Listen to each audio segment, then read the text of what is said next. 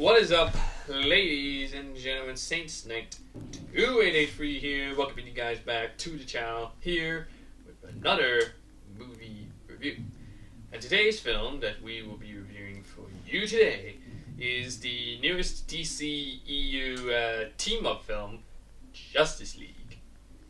Now, as always, for our movie reviews, there are absolutely zero spoilers in this review whatsoever, so any any talk about story or plot will be minimalized, like the basic bare bones, so people that want to see it can see it unspoiled, and people that may have been on the fence about it and can actually get our personal opinions about the movie without it being spoiled for the rest of us.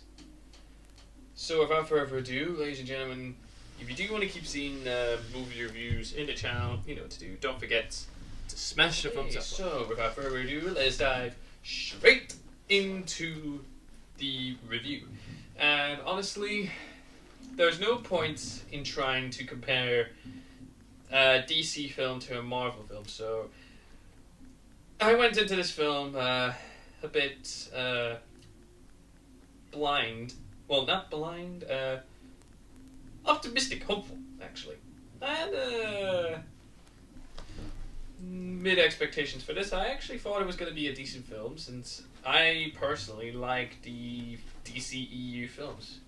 I mean, I like Man of Steel, Batman vs Superman, and Suicide Squad. And Wonder Woman, well, you can actually check out our Wonder Woman review after this review by clicking in the link in the description down below for that. So, with that in mind, Justice League actually was really good. Is it the best DCEU movie? Probably not, but it is on its way. Actually, it's a good starting point for the DCEU. Now, the story, if you don't know, is after the events of Batman vs Superman, Batman and Wonder Woman sense danger happening to Earth, so they decide that they need to recruit a team, and they try and recruit, they recruit Cyborg, played by Ray Fisher, Ezra Miller's Flash, and Jason Momoa's Aquaman to help them take down the villain, Steppenwolf. And now, the story, well, it's your basic team-up film, so the story isn't really that, actually isn't going to be like the highlight of the movie. But, the story, I mean, the story kind of, at the start of it, I was put off the story because it was slow. Actually, it felt too slow for me, and and honestly, it felt a little bit off pace at times. Heading towards the second act, it started to jumble about all over the place. But honestly, what saves this for me is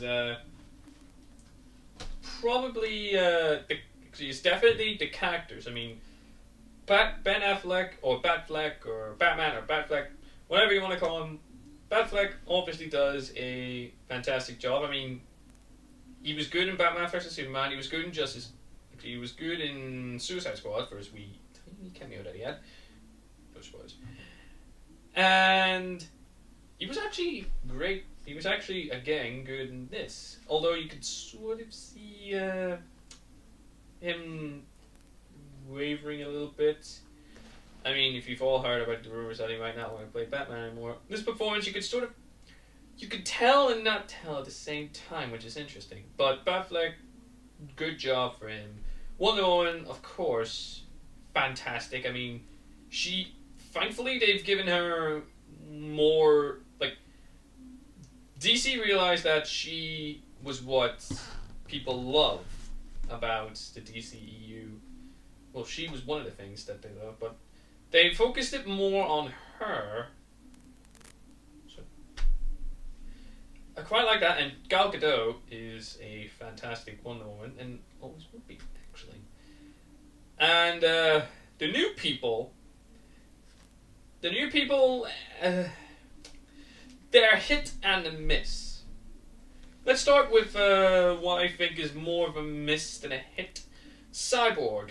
Now, honestly, whenever I first heard about Cyborg, I was a little bit excited because I've read the comic books and I quite like the look of Cyborg.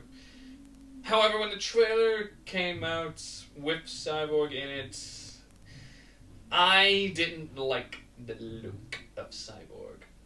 I thought he was too CGI-like. He was too fake. And having watched the movie, it's the same story, actually. He reminds me of a Transformer, honestly. I almost, every time I see him, I always keep expecting Megatron to come out and just try and attack Optimus Prime or something. But Ray Fisher does have his fair share of good moments, and he was actually the more down-to-earth character, actually. You could sort of feel a lot of emotion for him, a lot. However, the next two are more hits, because Aquaman, wow, I mean, if you've read your fair share of DC Comics, you would know that Aquaman is essentially the joke of the DC world. And somehow DC turned their joke into one of the best characters in the DCEU. He's funny, he's strong, he looks buff as fuck. Then again, I guess it's all down to Jason Momoa, who does a fantastic job as the king of Atlantis himself. But honestly, the best character, the Flash. I mean, granted, when I first heard that, I wasn't for Ezra Miller, I think that's the same, to be Flash, because I am a fan of the Flash TV series, and I wanted Grant Austin to actually be in there as the Flash. But this one, Ezra Miller, actually does a fantastic job. He's funny. He gets a lot of good one-liners. He's sarcastic. He's perfect as a Barry Allen, a Flash. And he's a social nerd, which makes it even more funny. However, if I was to complain about him, which I will, his suit. Now, don't get me wrong, his suit is kind of okay looking, but I reckon a lot of people aren't exactly going to cosplay as the Flash anytime soon, because from the look of it, it looks like a very, very difficult suit to actually cosplay as. Like, lots of parts here and there. That's why nobody would play with Cyborg. However, actually, now, everything else, though, is kind of a downer in this film. I mean, Steppenwolf, the main villain, he's just too fake. He's too fake. But then again, comic book movie villains, if you're not the Joker or if you're not Loki, they're not really they're not mainly good, but they should be. They're the villains. They're the antagonists. They're supposed to be good. But the problem with Steppenwolf is that he was too fake. He sounded awesome, but his look was too fake. It took me out of the experience. This is technically not a spoiler because it was revealed in the trailers. It was revealed in trailers, and if you've seen Batman vs. Superman, you know it was coming. Superman and his parts in this film were the best. Because, I don't know why, it's just I liked his stuff better. However, I will say that how they brought him back was just god awful. It was a stupid idea. And of course you can't have a comic book movie without some action. And the action in this, at the start, it was a bit off. I mean, the fight scenes at the first act was a bit bad. But the third act, thank Christ I stuck around for the third act, because the third act's fights were actually really creative, really great as well. So thank Christ that they were actually quite good. And it's nice, and I loved having them all fight like a group of enemies, because they were actually shot and actually choreographed beautifully.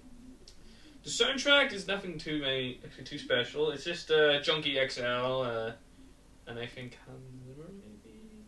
Although he stopped doing stuff for Batman, so I think it's Junkie XL who does an okay one. I still miss Hans Zimmer's orchestral soundtracks, but Junkie XL does a good job, and whatever songs were like badass in in all the DCEU, thankfully he's kept. And you know what? I've been dawdling on long enough. It's time for the final verdict. This one's a tough one because on one hand, the new characters were introduced the new characters are a fitting addition. The fight scenes in the third act were great. Superman scenes were good, apart from the first. And that's it. The first third of this film, but on the other hand, the first third is god awful. Actually, it's slow. How they brought Superman back was bad. I didn't really like the look of Cyborg and the Flash. So despite all that, I'm gonna give. Actually, you know what?